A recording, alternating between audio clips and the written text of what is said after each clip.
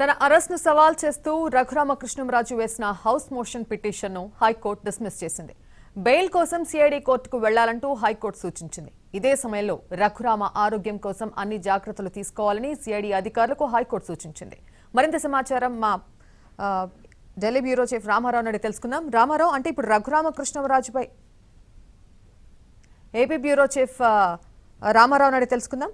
రామారావు, అంటే రఘురామకృష్ణంరాజుపై వేసిన సెక్షన్స్ అంటే 7 ఏళ్ల శిక్ష ఖరారు చేస్తారు ఒకవేళ ఈ సెక్షన్స్ కనుక అమలైతే అనేటటువంటిది మనకు క్లియర్ గా తెలుస్తోంది.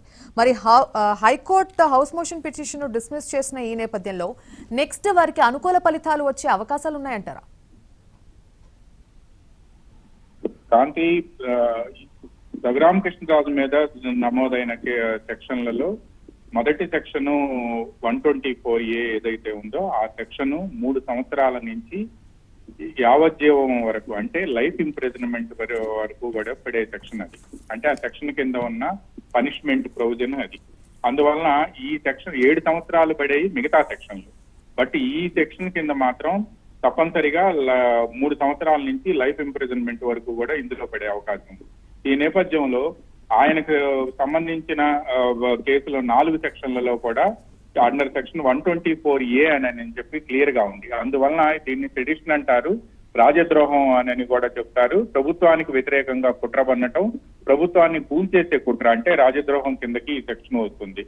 అందువలన ఈ సెక్షన్ కింద పనిష్మెంట్ ఎక్కువగా ఉండటంతో బెయిల్ ఇవ్వటం సాధ్యం కాదు అని చెప్పి ఒకసారి ఆల్రెడీ ఇప్పుడు ఆయన అదుపులోకి తీసుకున్నారు. అరెస్ట్ చూపించినట్టు కూడా సిఐడి అధికారికంగా ప్రకటించింది.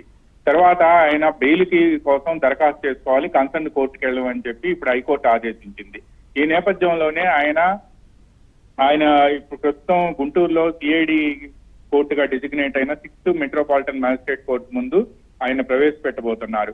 ఈ సమయంలోనే రఘురామకృష్ణరాజు తరపు న్యాయవాదులు ఈ సెక్షన్ ఆయనకు వర్తించదు అని చెప్పి పిటిషన్ వేస్తారా, లేక ఆయన్ని రిమాండ్ చేసిన తర్వాత రేపు బెయిల్ పిటిషన్ మూవ్ చేస్తారా అనేది కూడా ఈ 2 ప్రత్యామ్నాయాలపై కూడా రఘురామకృష్ణరాజు తరపు న్యాయవాదులు ఆలోచిస్తారని చెప్పి న్యాయవాద వర్గాలు చెబుతున్నాయి.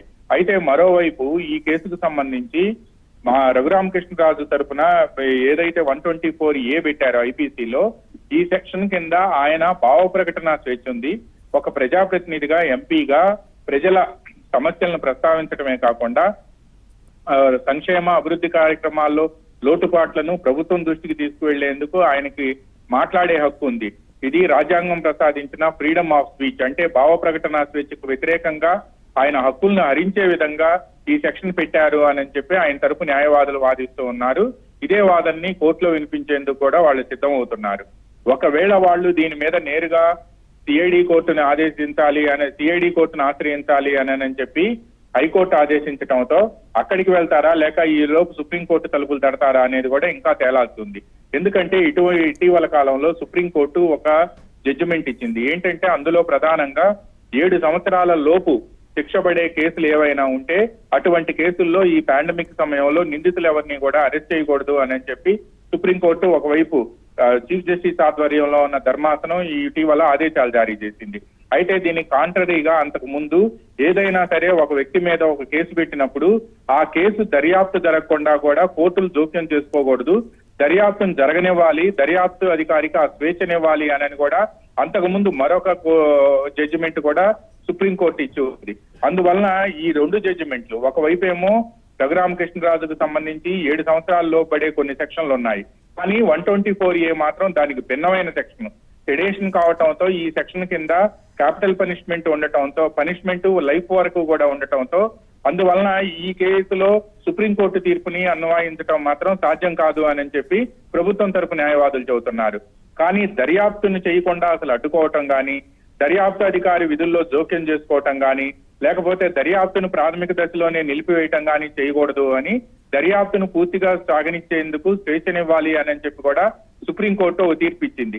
అయితే ఆ తీర్పును కూడా దీనికి వర్తించడానికి వీల్లేదని చెప్పి రఘురామకృష్ణరాజు తరపు న్యాయవాదులు చెబుతున్నారు. ఇందుట్లో 124A సెక్షన్ కి అసలు బేసే లేదు అని చెప్తున్నారు. ఎందుకంటే భావ ప్రకటన స్వేచ్ఛను అది రాజ్యాంగం ప్రసాదించింది.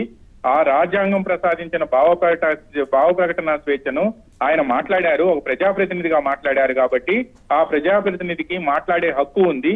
అందువలన ప్రభుత్వాన్ని ప్రశ్నించే హక్కు ఎవరికైనా ఉంటుంది కాబట్టి ఆ భావ ప్రకటన స్వేచ్ఛను హరించే విధంగా ఈ సెక్షన్ మోపారు అని చెప్పి ఆయన తరపు న్యాయవాదులు చెబుతున్నారు. ఈ నేపథ్యంలోనే ఈ విధంగా ఎవరి వాదనలు వారు వినిపిస్తున్న తరుణంలో ఇప్పుడు సుప్రీంకోర్టుకు వెళ్లాలా, లేకపోతే ఏదైతే సిఐడి కోర్టు ఉంది ఆ కోర్టులో 124A సెక్షన్ వర్తించదు అని చెప్పి ఆర్గ్యుమెంట్ చేయాలా రిమాండ్ విధించే సమయంలోనే ఈ ప్రశ్నలన్నీ కూడా తలెత్తుతున్నాయి. ఈ ప్రత్యామ్నాయాలన్నిటిపై కూడా రఘురామకృష్ణరాజు తరపున సీనియర్ న్యాయవాదులు వాటన్నిటినీ కూడా పరిశీలిస్తున్నారు. తమకున్న ప్రత్యామ్నాయ మార్గాలన్నింటినీ పరిశీలించి సాధ్యమైనంతగా త్వరగా ఆయన బెయిల్ పై బయటికి తీసుకురావాలని చెప్పి ఆయన తరపు న్యాయవాదులు సహజంగానే ప్రయత్నం చేస్తారు.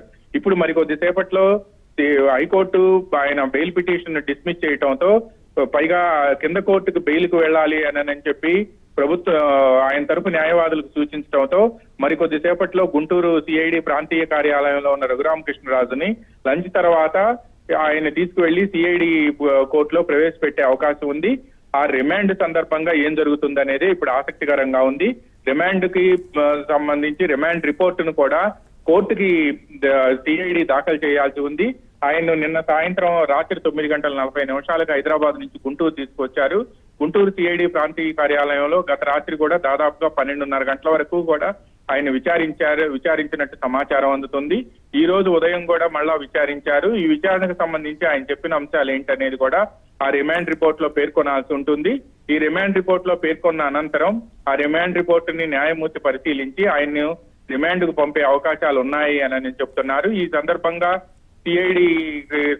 సిఐడి కోర్టులో రఘురామకృష్ణరాజు తరపు న్యాయవాదులు ఏమైనా వాదనలు వినిపిస్తారా అనేది కూడా చూడాల్సి ఉంది. ఎందుకంటే హైకోర్టులో వాళ్ళు దాఖలు చేసిన బెయిల్ పిటిషన్ ని డిస్పోజ్ చేయడంతో ఇప్పుడు కింద కోర్టులో బెయిల్ పిటిషన్ దాఖలు చేయాలి అంటే వన్స్ రిమాండ్ విధించిన తర్వాతనే బెయిల్ పిటిషన్ దాఖలు చేయాల్సి ఉంటుంది. ఎందుకంటే రిమాండ్ కు ముందు దాఖలు చేసిన బెయిల్ పిటిషన్ హైకోర్టులో డిస్మిస్ చేయడంతో లోయర్ కోర్టులో సిఐడి కోర్టులో డిజిగ్నేటెడ్ కోర్టు కాబట్టి ఆ కోర్టులో వన్స్ రిమాండ్ చెప్పిన తర్వాత వాళ్ళు బెయిల్ పిటిషన్ దాఖలు చేయాల్సి ఉంటుంది.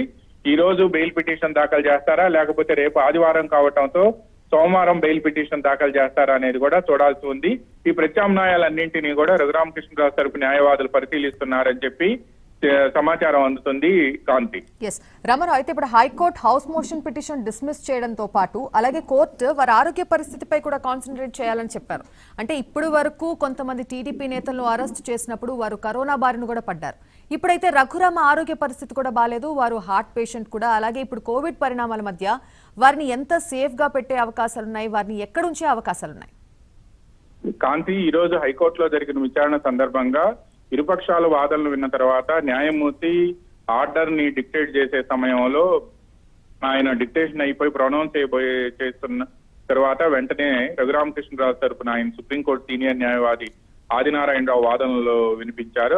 ఆయన ఈ సందర్భంగా తన క్లయింట్ కి ఆయనకి ఓపెన్ హార్ట్ సర్జరీ జరిగి ఉందని, ఆయన ఆరోగ్యం పట్ల పూర్తి జాగ్రత్తలు తీసుకోవాల్సిన అవసరం ఉందని, ఈ మేరకు ప్రభుత్వానికి తగిన ఆదేశాలు ఇవ్వాలి, సిఐడి కూడా తద్వారా ఆదేశాలు వెళ్లే విధంగా చూడాలి అని చెప్పి హైకోర్టుని అభ్యర్థించారు. ఈ నేపథ్యంలోనే కోవిడ్ పాండమిక్ ఉన్న సమయంలో, పైగా కోవిడ్ కేసులు ఎక్కువగా ఉన్న సమయంలో ఆయన ఆరోగ్యం పట్ల అన్ని రకాల జాగ్రత్తలు తీసుకోవాలి అని చెప్పి హైకోర్టు ప్రభుత్వానికి సూచించింది. అక్కడే ఉండే ప్రభుత్వ న్యాయవాదికి కూడా ఈ మేరకు ఆదేశాలు ఇచ్చింది. అయితే హైకోర్టు ఆర్డర్ లో ఇప్పుడు ఏముంటది అనేది కూడా చూడాల్సి ఉంది.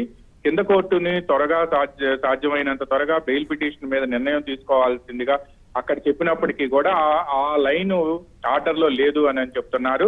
బట్ రఘురామకృష్ణరాజు ఆరోగ్యానికి సంబంధించి అన్ని రకాల జాగ్రత్తలు తీసుకోవాలనేది మాత్రం హైకోర్టు ఆర్డర్ లో ఉంది అని చెప్తున్నారు. ఈ ఆర్డర్ మరి కొద్దిసేపట్లో అందే అవకాశం ఉంది. అయితే రఘురామకృష్ణరాజు ఇప్పుడు ఆయన రిమాండ్ రిపోర్ట్ లో ఏముంది, ఆయన ఈ రోజు ఉదయం నుంచి కూడా మధ్యాహ్నం వరకు జరిగిన విచారణలో ఏ అంశాలు చెప్పాడు అనే అంశానికి సంబంధించి కూడా రిమాండ్ రిపోర్ట్ లో సిఐడి అధికారులు పేర్కొనే అవకాశం ఉంది. ఆ రిమాండ్ రిపోర్టును కూడా తయారు చేసిన అనంతరమే ఆయన ఒక్కసారి సిఐడి కోర్టుకు మూవ్ చేశారంటే తప్పనిసరిగా రిమాండ్ రిపోర్టుని న్యాయమూర్తి ముందు ప్రవేశపెట్టాల్సి ఉంటుంది. న్యాయమూర్తి ముందు అది ఆ రిమాండ్ రిపోర్టును దాఖలు చేయాల్సి ఉంటుంది. ఆ రిమాండ్ రిపోర్టును పరిశీలించే సమయంలోనే రఘురామకృష్ణరాజు తరపు న్యాయవాదులు కూడా ఏదైతే సెక్షన్ పెట్టారో ఆ సెక్షన్ అంటే రాజద్రోహం సెక్షన్, ఈ రాజద్రోహం సెక్షన్ కూడా వర్తించదు అని చెప్పి వాదించే అవకాశాలు ఉన్నాయి అని కూడా చెప్తున్నారు. ఏదేమైనా కూడా సోమవారం వరకు కూడా ఆయన బెయిల్ పిటిషన్ దాఖలయ్యే అవకాశాలు ఉన్నాయి. ఈ లోపు మాత్రం బెయిల్ పిటిషన్ దాఖలు చేసినప్పటికీ కూడా వాదనలు వినేందుకు మరి కొంత సమయం తీసుకునే అవకాశం ఉంది. గతంలో ధూళిపాళ్ల నరేంద్రను సంగం డైరీ చైర్మన్ గా ఉన్న ధూళిపాళ్ల నరేంద్రను అరెస్ట్ చేసిన సమయంలో ఏసీబీ ఆయన రిమాండ్ కు విధించే సమయంలో కూడా అసలు ఇది